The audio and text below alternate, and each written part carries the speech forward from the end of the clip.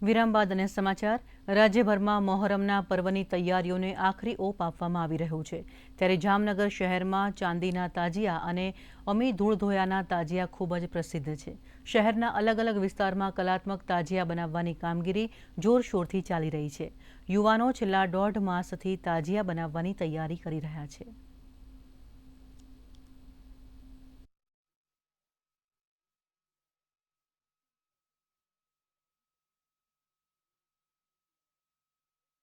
મારું નામ સૈયદ મોહમ્મદ ઇમરાન છે।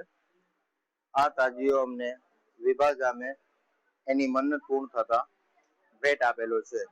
આ તાજીયાને 138 વર્ષ થયા છે ને આ અમારા કમિટીના મેમ્બર છે જે વર્ષોથી આ સેવા આપે છે ને શહીદે કરબલાની યાદમાં આ મોહરમ થાય છે જે 9 ને 10 મોહરમ ઉજવવામાં આવે છે। અમે અહીંયા લગભગ 100 વર્ષથી આસપાસ તાજીઓ બનાવી છે ને હિન્દુ મુસલમાન બધા ભેગા થઈને તાજીઓ બનાવી છે ને આમાં કમિટીમાં લગભગ 40 થી 50 જણા કામ કરે છે ને 3 મહિનાની જહેમત ઉઠાવીને અમે આ કામ કરી છે।